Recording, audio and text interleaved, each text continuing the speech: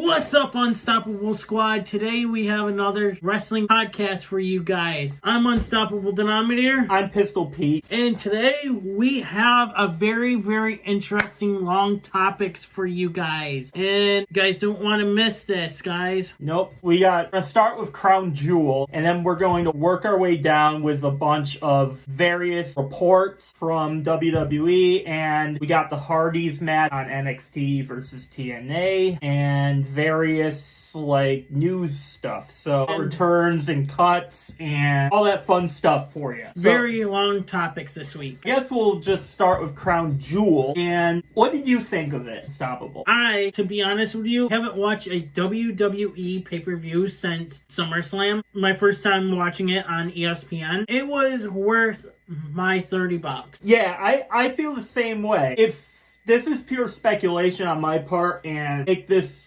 with a grain of salt, but it seemed to me that, and if you guys have been listening to our podcast that we have done for the past month or so, and I don't know if you and Vulture covered it, but you and me have covered various WWE price. You know my stance on that. I think that if they continue down the pricing, they're going to price a bunch of us out. And however, having said all of that, I honestly agree with you. I think this was the best Crown Jewel pay-per-view that they have had. Because Crown Jewel is usually like a B-tier show for me. It's not, nothing major happens that I was that was be must-watch TV. This one, on the other hand, it seemed like WWE knew where a bunch of us stood, and they knew that they had a tall order to follow, so they told everybody to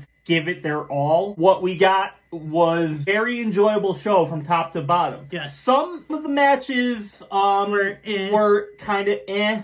We have 4 different topics from the show. I guess we'll just start with the match of the year contender, AJ Styles versus John Cena. Oh my god, with John Cena paying tribute to Bray Wyatt. Yep. That gave me goosebumps and made me have tears in my eyes. Having said that, I think this is all, from top to bottom, this was one of the best matches I've ever seen. Right, and AJ Styles and John Cena going back and forth with using different wrestling moves from their signature opponents. Yep. So I have a list right here of all of the different wrestlers that Cena and AJ paid tribute to. Starts with the skull-crushing finale, which is The Miz, obviously. Yeah, when I saw that, I was like, oh shit, is this going to be one of those matches? Is it going to be Miz versus John Cena one last time? And then, a little bit later, we had the accolade from Rusev. Sister Abigail, which you mentioned, from Bray Wyatt. Second rope DDT and an RKO from Randy Orton. Choke slam from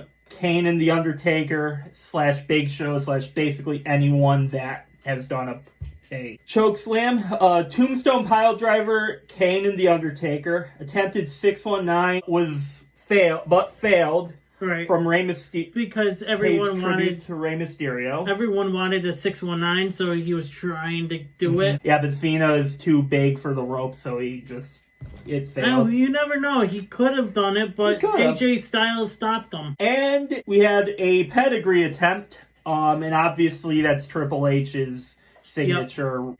As for Styles hit the Scorpion Death Drop, which paid homage to Sting. He put Cena in the Coquina Clutch. He hit Cena with Angel's Wings, Deadeye, which paid tribute to Frankie Kazarian, and the Sweet Chin Music, which paid homage to his idol, Shawn Michaels.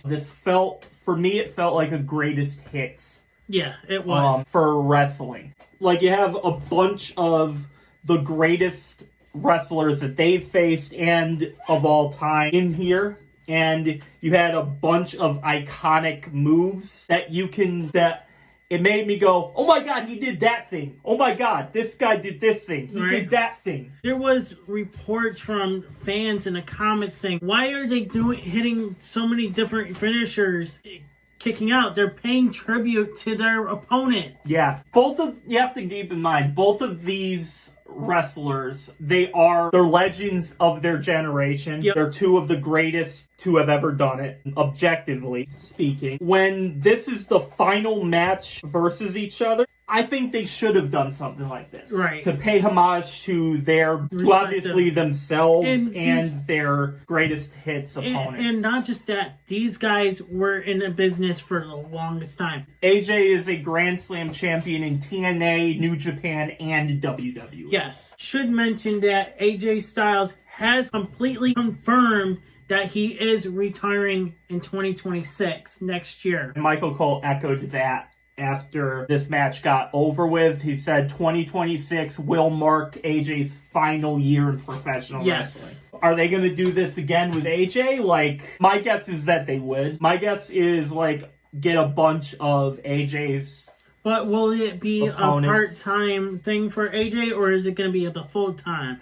I think it's going to be full-time. Yeah, I do too. Unlike John Cena. What pisses me off is John Cena, this is your last year. You could have had more time. You could give WWE more of the time. Yes, you've got your schedule for movies and shit, but come on, this is your last year. You can't put your movies on hold for one more year. A year. I just say hats off to these two legends, because this match honestly is a top 10 match for me. And probably the best match on the entire card. And I'll give them props. Those two hugged each other, probably said into each other's ears, "Congratulations on your retirement." Cena sent the note to Alicia Taylor. Oh yeah, I forgot we could put that in the beginning.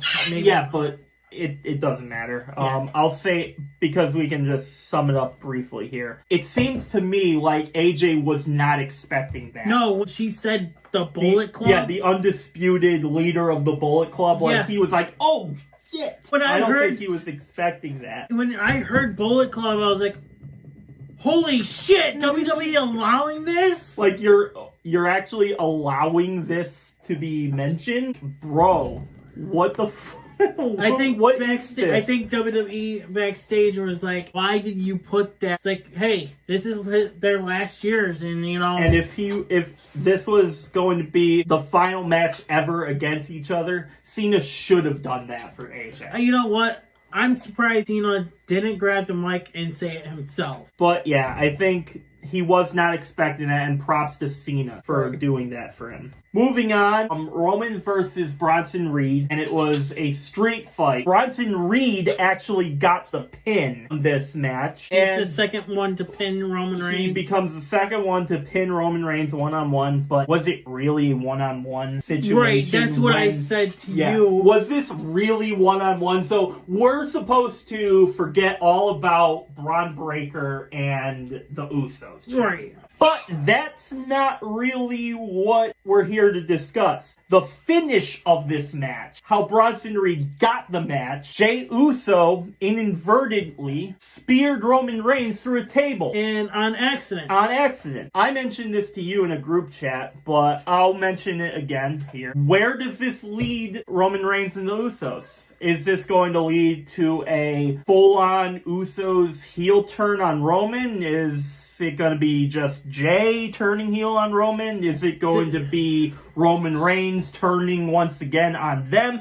How do you feel about this? I feel like the Usos might turn, but I think the one that's going to actually turn first is Jay. Yeah, I agree. This is going to be it's going to be very interesting, but so my thoughts on this, I think this means at the very least, it's going to lead to something for Jey Uso. Whether he turns on Roman, whether both of the Usos turn on Roman, because I thought both of them turned heel this past week. Right. Apparently they were still face again. So I think they got to get their priorities in check when it comes to the heel and face turns. Again, they're still listed as face. Right now, I believe Jey Uso might turn on them as soon as War Games, to be honest with you. Yeah, and because Roman did say to the Usos that he doesn't want to see them until Christmas. That could mean one of two things. The first thing being that they're going to have something around then. Maybe it's like the Raw or SmackDown Christmas thing that they do. Or he meant till War Games, because that's sooner than that. It's coming up in a couple weeks. Or he doesn't want to see them at Thanksgiving dinner. Yeah, or he doesn't want to see them at Thanksgiving dinner. That would be crazy. That would be absolutely crazy. Could you imagine, like, you get the turkey finish and you get the stuffing, you get the mashed potatoes, and then the Usos come in and Roman Reigns like, I told you not to come over here. I told you not to be here until Christmas. That would be crazy if that happened. And then super kick Roman Reigns. Yeah, just super kick Roman, and Roman avoids it, then spears him through the buffet table. That would be crazy. Yeah, that's pretty wild, because these three have been in a faction with themselves for the longest time. Maybe they reached the point where this is kind of all they got with like they did everything that they set out to do, and maybe they just want to go their separate ways. We'll see how it goes. We got still next month. We got a month or two. We have a month till War Games, and we have 2 months till the end of the year. Who knows what's going to go on? We can talk about the Crown Jewel Championships, and we're going to start with Stephanie Vaquer's win over Tiffany Stratton. So, I don't know if you've seen this, but reports are saying that Tiffany Stratton got hurt. I didn't see anything about that, but all I can say is they both gave it their all. Right. They both gave it their all, and Tiffany Stratton was previously undefeated this entire year. She went 17-0 from the moment she became champion throughout this entire year. I will say this, whether you are a Tiffany Stratton fan or not, or even a Stephanie Vaquer fan or not, both of these ladies, I don't think there's a loser in this. I think both of them came out better than how they entered. And I think, and Triple H said it himself, like Tiffany, he gave huge props to Tiffany Stratton and said that she was previously undefeated and she entered Crown Jewel weaker than how she exited it. Like even in the loss, like this, you're losing to Stephanie Vaquer. Like that's not a terrible loss. No, it's not, because Stephanie Vaquer is really, really good as well. Stephanie Vaquer, like, from the moment I saw her at the Forbidden Door pay-per-view 2 years ago, I thought she had loads of talent, and I thought for sure AEW was going to pick her up. WWE decided to pick her up because that's where Julia was going to go, and Stephanie Vaquer wanted to be wherever Julia was. Right. Now, is Julia moved up, or she's still in NXT? She's moved up, but they haven't really done anything with her aside from this like partnership that she has going on right now. They haven't really done much with her outside of that. Maybe this opens the door for another opponent, and this gives Stephanie Vaquer momentum heading into WrestleMania season. Maybe she just became the favorite to win the Royal Rumble. Like, I don't know if it was Michael Cole it was Michael Cole. That, don't forget, Liv Morgan would have been champion if she never got hurt. That is true. Because she won the tournament that was started after Liv Morgan got hurt. Two of the not back-to-back winners, but back-to-back enterers could have been Cody Rhodes and Liv Morgan of this year. I think in Liv Morgan's case, I don't know. You said it. We'll mention this again when we talk about Seth. How you mentioned something to me yesterday during that match that I found interesting, and I actually agree with you with this. Oh, that's a first. I know it's very rare that we agree on things outside of this, but like it's really rare that we agree. I do agree with you on this one point. Cody already won last year. Yep. It wouldn't make... So did he really need a second in a row? I mean, he could have the be like an Infinity Glove and win all those... Yeah, like with the Infinity Gauntlet and have all, like, rings. All of them. Like Tom Brady has, Yeah. like, one of them, all of them on the end. I'm sure that hurt you to say that. Yeah. That really hurt. Cheater. That really hurts him to say. Flipping this back to Liv Morgan, because again, Liv Morgan and Cody Rhodes won the Crown Jewel championships last year. They became the first ever people to win this championship, which is essentially the champion of champions style match. Essentially the fight for who's the real champion of the entire year. So if Liv Morgan was in here, I got two questions for you. The first is, if Liv Morgan was in this match, who would she replace? And two, do you think she would have won this match? She would be replacing Stephanie, of course, and she would be facing Tiffany Stratton, so... Do you think she would have beaten Tiffany Stratton? That is a tough one, to be honest with you. As the WWE would have done it, yes, but... in match-wise, I think Tiffany would have beat her. Yeah, I agree. I don't think, like, at least for the first couple years that they do this, a repeat winner would feel very, like, lame. So you gotta get different people involved in this. Yeah, I agree. I think Tiffany would have won this match if she faced Liv Morgan. Yep. And she would be 18-0 versus 17-1. That isn't the case, so props to Stephanie Vaquer for getting her win. And then congrats, Stephanie. I was rooting for you through a whole match. So was I, and that was an impressive victory. Now, let's talk about Seth Rollins versus Cody Rhodes. Here's what I mean by us disagreeing. One I want to say is that coast to coast.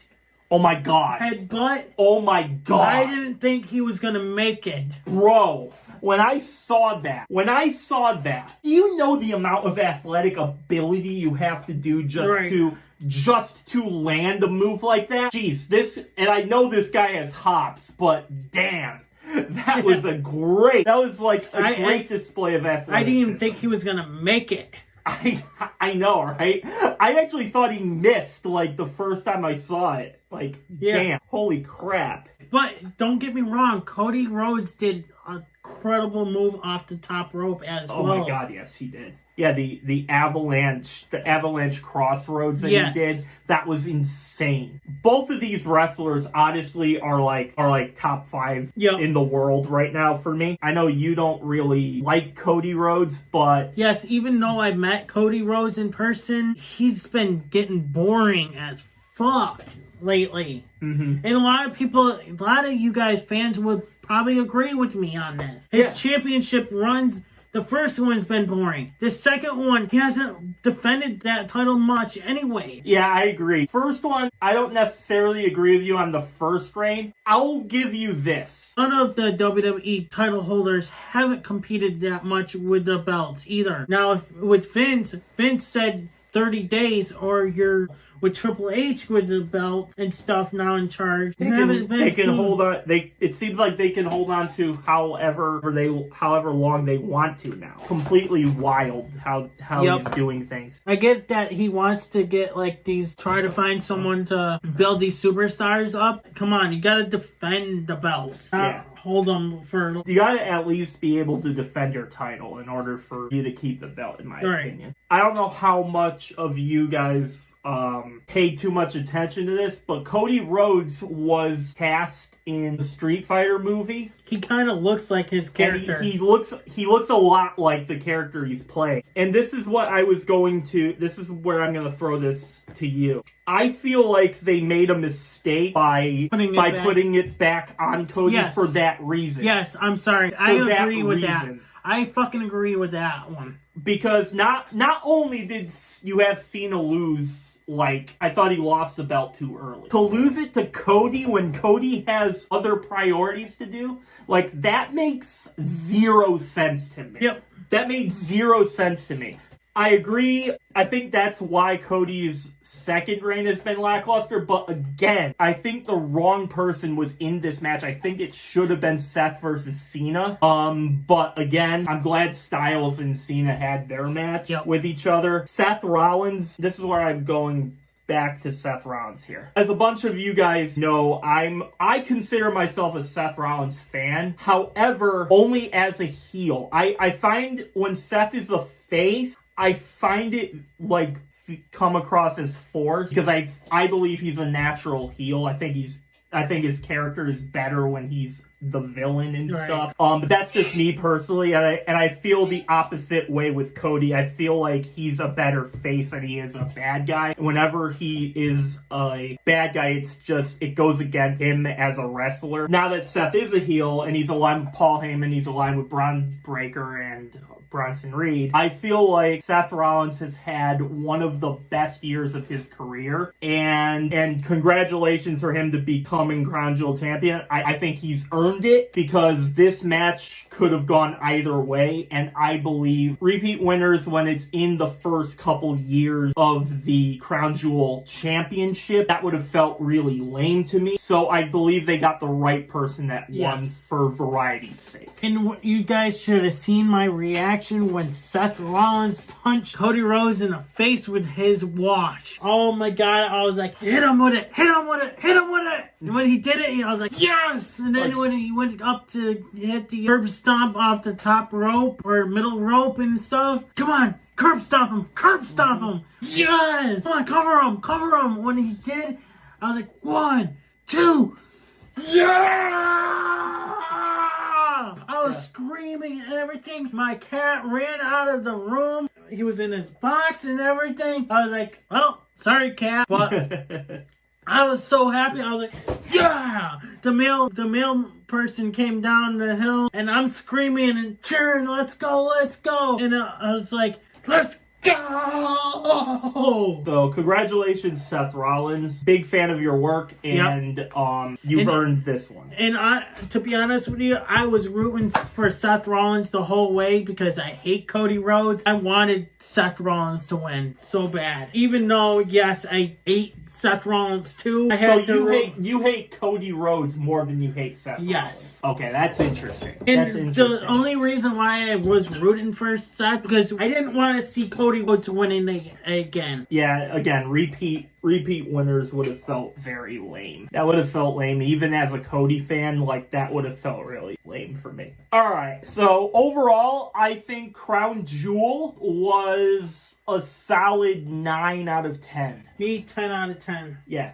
Solid. Well, I mean, 9.5 out of 10. Yeah, 9.5 out of 10. I think it was we're not forcing you guys to go out and buy the bundle so you can watch the pay-per-view, but definitely at least watch the highlights on YouTube of the AJ Styles and John Cena match, because honestly, that match was just incredible. For me, I actually think this was the best Crown Jewel pay-per-view that they've ever done. So. I agree. Why don't I watch any more wrestling product, pay-per-views and stuff? Because I work overnights. It's hard to even be up when you're doing so much stuff. Yeah. Obviously, being in Australia, this gave you an opportunity to actually watch. Because I just got home out of work at 7 a.m. Perfect time for me to watch it. Yeah, you're home, you already did your duty, so you got home to watch the pay-per-view. For me, like, I had to work at 10:30, so I watched the beginning portions up until the John Cena AJ Styles match live. Then afterwards I headed to work, and then I watched from AJ Styles and John Cena. I watched that whole match and their intros again, and then I watched the rest of them. Now you can rewatch it on ESPN after. Yes. Right? Okay. Yes, you can. You don't have to watch it live. You could have even done that on Peacock too. It's weird because if you're interested in the post show, they don't have it included. You have to go into their interface to the WWE section, and that's where you can watch the post match coverage if you're interested in that. And you can also find that on their YouTube page as well. But yeah, I think it was a great show, and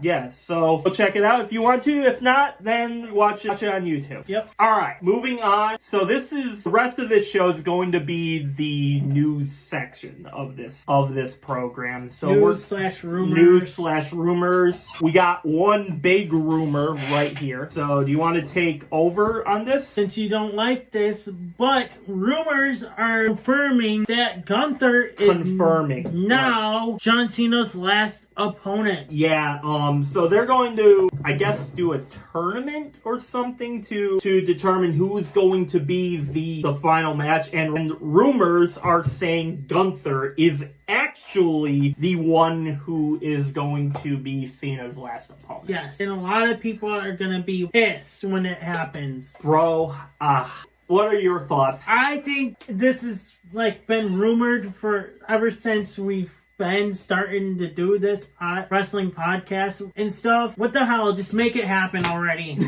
Make it happen.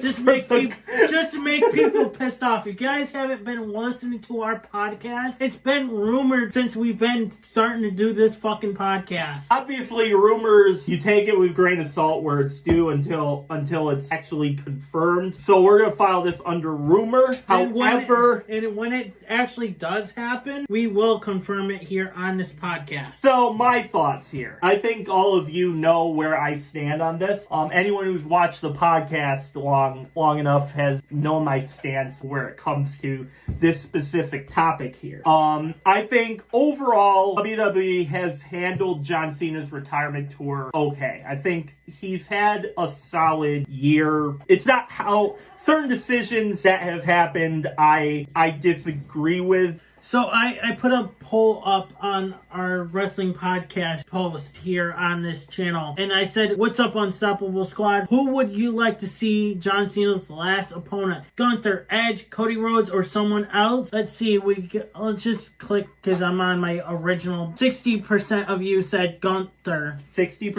of you said Gunther. 20% of you said someone else. And there's only 4 votes out of... Where do I stand on Gunther? Well, Gunther, for me, he's one of WWE's best talent. Yeah. I think from the minute he walked in the company, he's lost very few matches. You have to give him respect for that. Now, if this doesn't happen, this is going to put a big push on Gunther's career. Yeah, if he is the man that is going to do it, I just see my problem with Gunther being his last opponent isn't necessarily him. It's the fact that whenever they made Gunther the last opponent for somebody, they always gave him the title. And it feels like if you're going to retire somebody, especially if you have Gunther lose it, title on the line, you shouldn't put Gunther or anybody with the title because obviously the other person who has the belt isn't going to lose to the person who's going to retire. Right. That's why I felt that Goldberg got kind of screwed by that. Yeah. So my hope is if Gunther is the last opponent, and these reports are saying he is, but we're still going to file it under rumor because no sources have officially confirmed this. But if he is the last opponent, well, I mean, I guess good for him. But it's not necessarily him. The fact that I don't want him to have a title when he's facing John Cena, because it just would feel very stupid. And I was hoping to see, Dominic versus John Cena with the title on the line, and Cena wins that last belt. He would be Grand Slam champion, and then he can face Gunther and have Gunther beat him for the title. But that's not going to happen with 4 dates left now. Yeah, 4 dates left. That's all you have. Going to probably make appearance on Raw, and then he's going to make another appearance for Raw for Survivor Series. Mm-hmm. And then Survivor Series, I guess he's rumored. He is booked for Survivor Series. Rumors are saying that he's going to be in the War Games match. Interesting. Brock Lesnar is also rumored to be in the War Games as well. I thought there wasn't a report that said Brock Lesnar isn't going to appear till Royal Rumble then? I don't know. I thought I saw that. I have no idea. So, if that's true, then I guess there's stuff to keep your eye on. All right, moving on to Rey Mysterio. Rey Mysterio says that his daughter Aaliyah has always had the curiosity of stepping into the ring via Club 520. So, could we see the whole family of the Mysterios as a factionless? Rey teams up with Dom and... So, I'm going to assume it would be Rey, Dom, and Aaliyah, right? Yep. I don't know, maybe. I mean, I will say this, it makes sense that Aaliyah always had the curiosity, because I would assume that if your dad was a famous wrestler to the level of Rey Mysterio, obviously. And now your brother. And your brother is also making a name for himself. By the way, I don't think we've discussed Dom, but I think Dom has infinitely, overachieved as a singles competitor. Killing it out there. Shoutouts to him. He's been killing it in everything he's done. But yeah, I think Aaliyah, it makes sense to me that Aaliyah would have the curiosity, because that would be my curiosity too. Right. Whether it happens or not, we gotta see. I think it would be an interesting story, maybe for the last, and we're on the topics of retirement tours, so maybe when Rey finally retires. I think 2027. Maybe. Right. You have Cena, then AJ, then Randy. You just go down the list. Randy Orton. And then Randy, then... And then whoever else. Yeah, so maybe when Rey Mysterio finally hangs it up, maybe we'll see Aaliyah and Dom in the ring with him. That would be pretty cool to see. Alright, so moving on. And this isn't rumors. This is official news here. I'm sure by now that WWE has released a bunch of names from their company. WWE releases. The WWE released a bunch of names from the company. Most of these are mainly from WWE ID, LFG, and Evolve brands, as confirmed by Sean Ross Sapp from Fightful Select and Corey Hayes from Body Slam. So the names are Wes Lee, Stevie Turner, Lance Anoa'i, cousin of Roman Reigns, Finn Tala, Draco Knox, Hayes Jameson, Summer Sorrell, Braden Ray, Jamar Hampton, Kylie Ray, who was reportedly to be pregnant at the time that she got released. Which is bullshit. Which I mean, that seems a little low. WWE would do that. Like, you got Naomi pregnant. Why didn't you release her? Yeah, it's like this stuff happens. It's not really. I mean, it is in their control, but you can't once you're pregnant, you're pregnant. It's not gonna But why release? Why would you cut somebody that another star be pregnant on your roster? That doesn't make sense to me. Now she's pregnant, not making money. I know, right? It's like she could use that income to support the kid, but I mean, not dramatic, but the cut is going to impact the well-being of Kylie Ray. Yep. And their kid. Hey, will this be a backlash to WWE for this? I can't imagine them not being, because that's kind of low to release a pregnant superstar. Especially to the level of talent that she has. I haven't watched much of Kylie Ray in WWE, but I have when she was in other companies. She's a really talented wrestler. Zeta Steele and Zara Zackler. Those are the names. Obviously, a bunch of... I mean, aside from Wes Lee and Kylie Ray and maybe Lance Anoa'i, I don't really recognize a whole lot of these. Yeah, same. One thing is on Wes Lee, disagree on that, because they could have moved them up to the main roster. Because now that Sami Zayn is doing a U.S. title open thing, right? Yeah. Wes Lee could have moved up and done that. I agree. I think Wes Lee is extremely talented.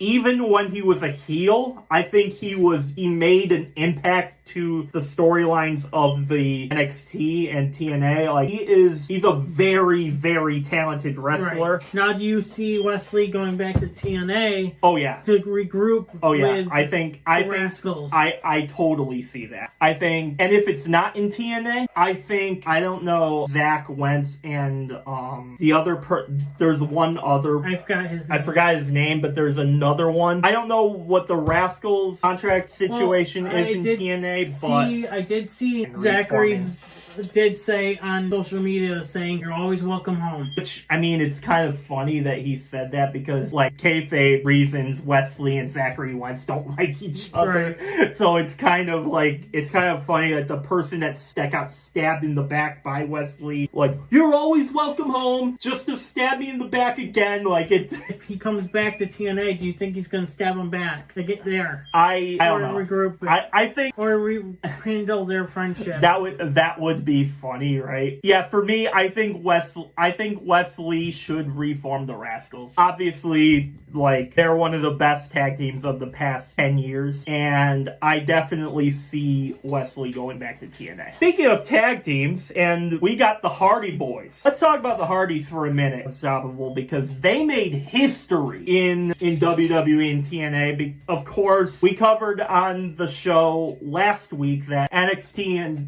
versus TNA was going to be a big event. Yep, which I mean, it did not disappoint. There was a lot of great matches on. I think the one that deserves a place here, the Hardy Boys won for the first time the NXT Tag Team Champions. Yes. And obviously, the Hardy Boys are one of the greatest of all time. In a lot of people's eyes, they are the greatest. And they also not just won the NXT titles. They actually won. They won both the NXT and TNA World Championships. They won another tag team titles as well. In this run, they won the tag team titles twice. Now, do you think the Hardys are on their verge of retiring as well soon? I think they have one more run in WWE. For them, maybe this is the run. Maybe them winning the NXT titles is the first steps in getting the Hardy Boys back in WWE.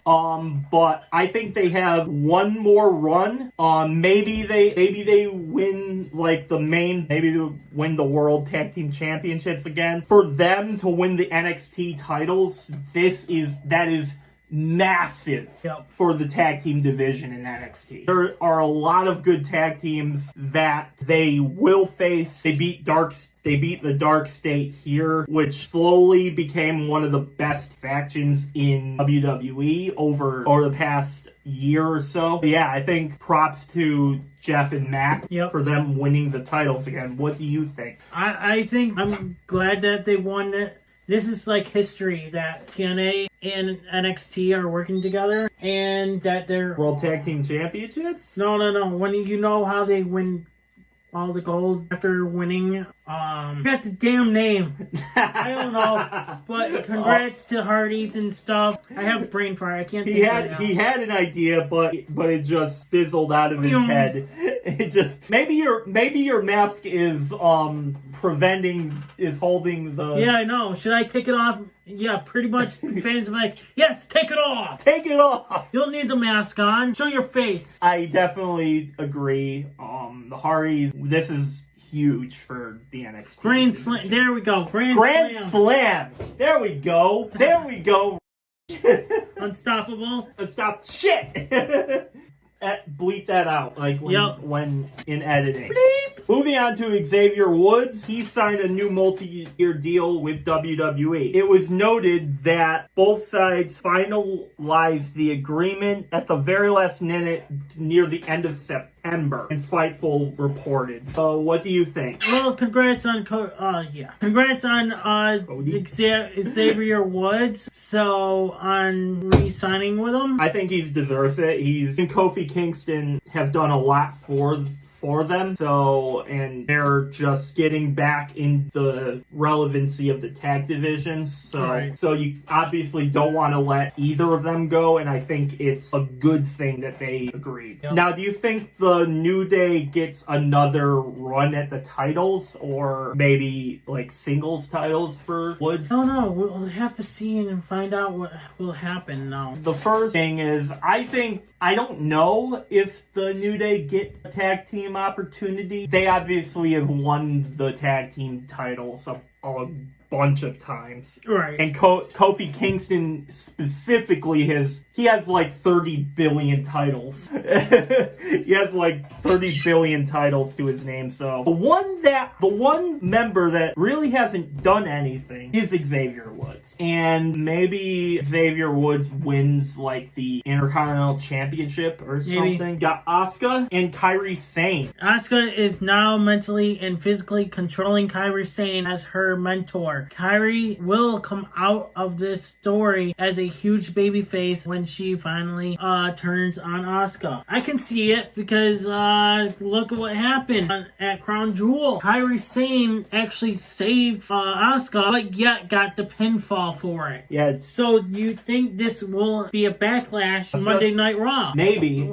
As you guys are listening to this last night. See, I'm glad you brought this up because it gives me an opportunity to tell you guys what I think of this whole storyline. So, going back to the moment a couple of weeks back where Asuka and Kairi Sane turned on Io Sky. At the beginning, it felt like Asuka was definitely a heel for me. Yep. And I think she is definitely heel. Kairi Sane is interesting though. For me, Kairi Sane seems like she's stuck between both wanting to be with Io and Rhea Ripley and wanting to be with Io and Asuka. And now it feels like, removing Rhea from the equation, it feels like to me that mindset has kind of turned into eventually we will see Kairi Sane turn on Asuka because I think Asuka is going to get jealous of Kairi Sane, and if she isn't already, we don't know, maybe on Monday Night Raw we'll see it. You can tell that Kairi Sane didn't want to be with Asuka.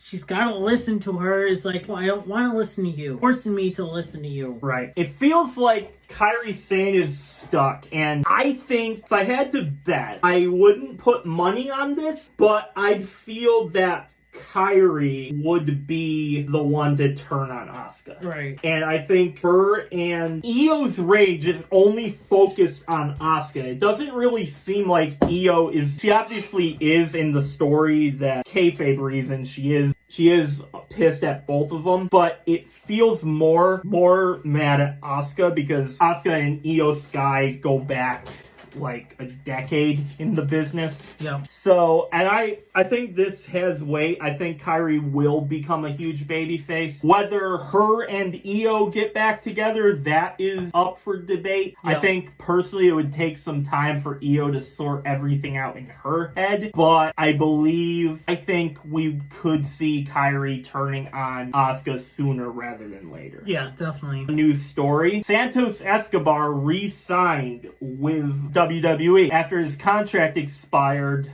the other day. Apparently, that didn't last very long because he is now back in WWE. Now, rumors are saying that Triple H goes, oh, we'll give you a title shot and give you more money. Okay, we'll have to see. I read that this was like more money, like what? Not like a few $100s or something, like way more than anybody else was willing to offer Santos. And not just that, it's keeping him away from AEW. Could have been Santos Escobar joining Andrade over on AEW, joining the Don Callis family. Yeah, oh my god, and that would be a 15th member of that. And you know what? That would have been interesting. I don't know. Like, the jury is still out on whether Andrade joining the Don Callis family is smart of them to do. So to have both of them, I don't know how that would work. Aside from moving Andrade out of the equation, focusing on Santos Escobar right now, I think they would have been insane to let a guy like Santos walk out the door. because Andrade, like, I could get it. Like, he wasn't, I mean, no offense to Andrade. I'm not saying he's a terrible wrestler, but Andrade's character really didn't do a whole lot in WWE since he came back. For me, Santos and Legado del Fantasma and that entire faction has been in, like, some of the biggest moments over the past 3 years. I think they would have been, like, you can't let a guy that level of creativity walk out the door and potentially join the competitor, because who knows what they might do. They might pull something like Triple H is doing with Stephanie Vicaire, where, like, oh, we're gonna make Stephanie Vicaire a huge name in our company. We're gonna make you regret the day that you did not sign Stephanie Vicaire.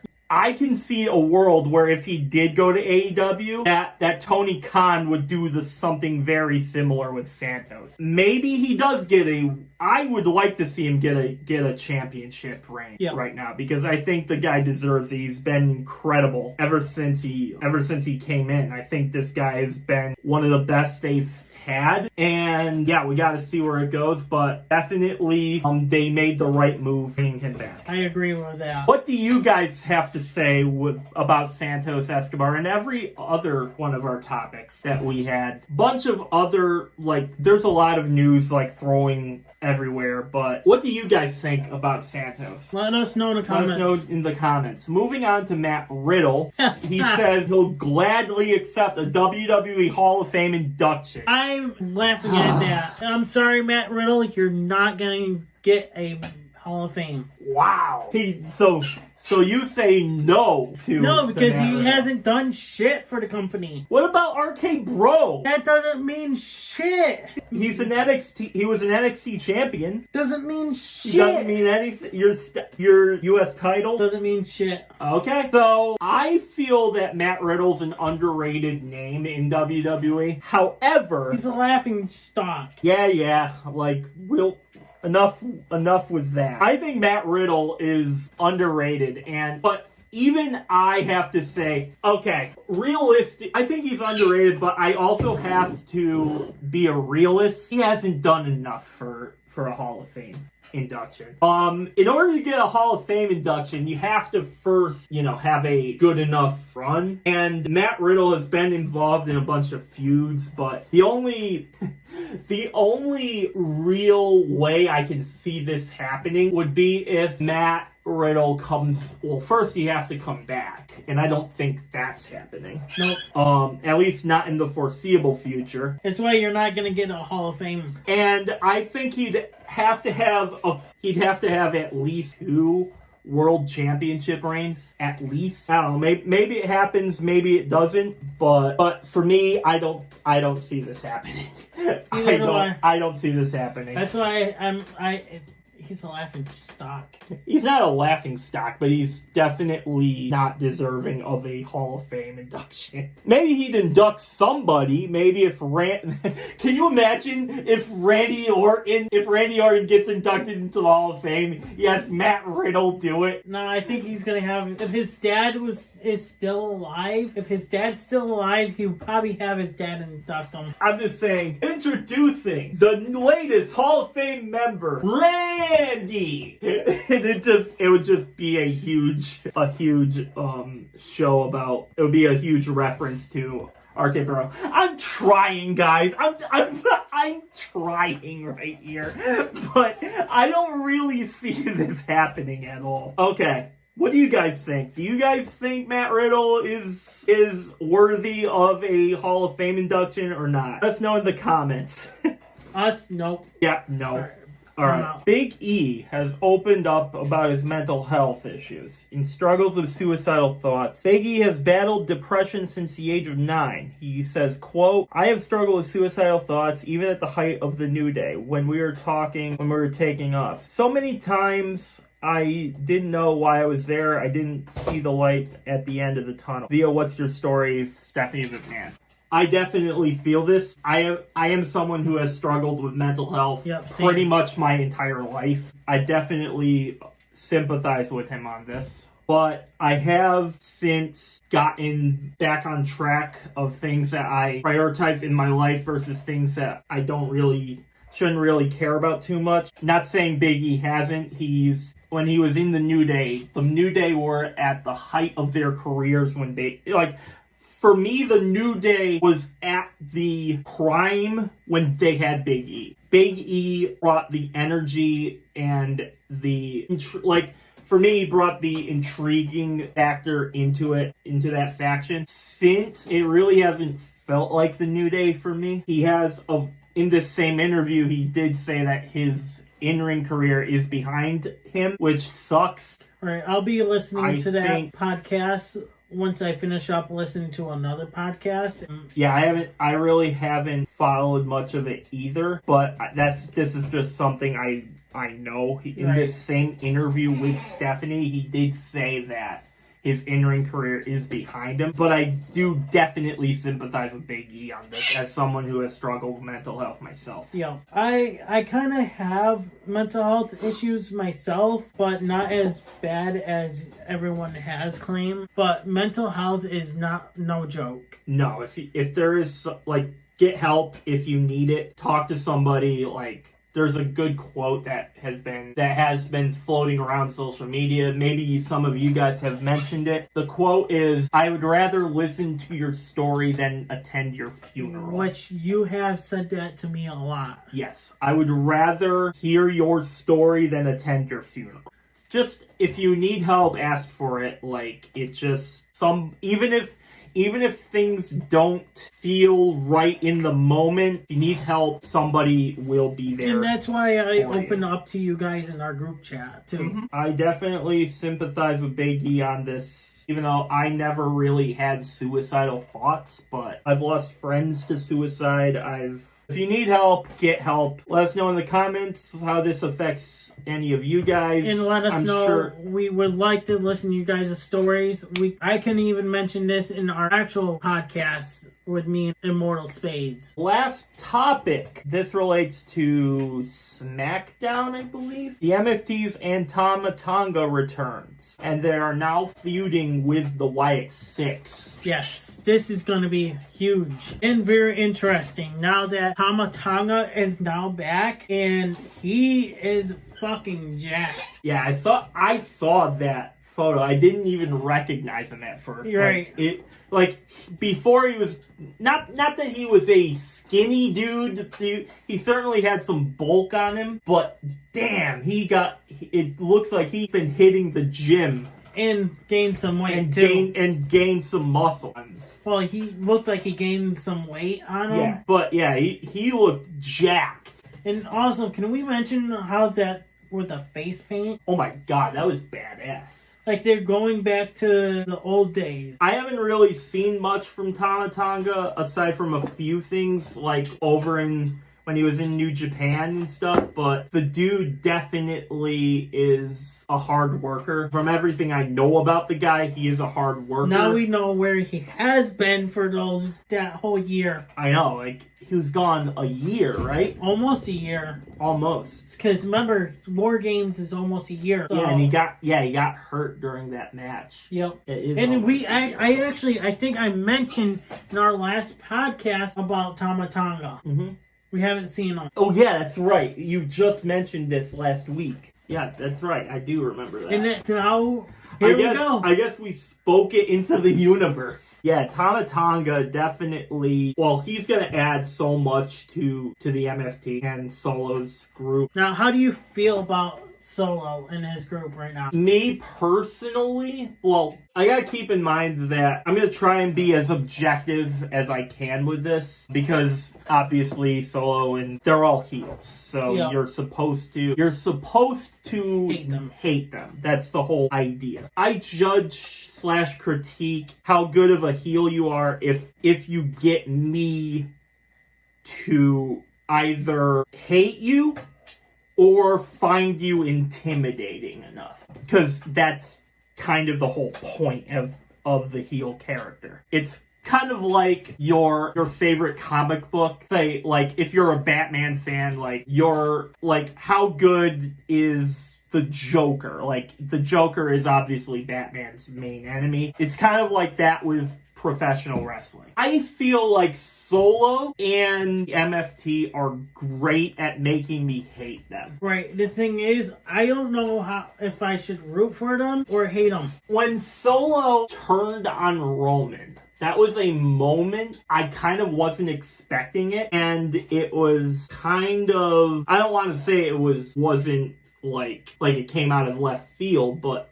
I didn't think it would happen that quickly. But ever since that, Solo and the whole group have basically been the main villain on SmackDown for the past like 2 years. I definitely could think they are good, and adding Tama Tonga back only boosts how good of a faction this is. Anything you would like to add? Not that I know of right on top of my head. Well, check social media. I'm going to go on Google, seeing if there have been any. Yeah, I don't see anything here. Yeah, I don't see anything. I don't see much else. I think we can wrap this up here. Thank you guys for tuning in, and this video will go up in a couple days. As of this recording, yes. Yes, so as of this recording, it'll go up in like a This few will days. be on Tuesday for you guys. Thank you guys for watching and listening to anywhere you guys are listening from. Any platforms. Give us a big review of how we're doing on this podcast. We would love your reviews and your thoughts and comments of the whole podcast that we've talked about here. Thank you guys for tuning in, and we'll see you next time. Like, share, comment, and subscribe, because all 4 things are free, and free. I'm Unstoppable. I'm Pete, and we will see you on the next time. And we are out. Peace. Hey everybody, it's your boy Skiz here, and if you don't subscribe to Blonde and the Unstoppable Denominator, then you are a toothy bumfuck, pussy ass bitch motherfucker.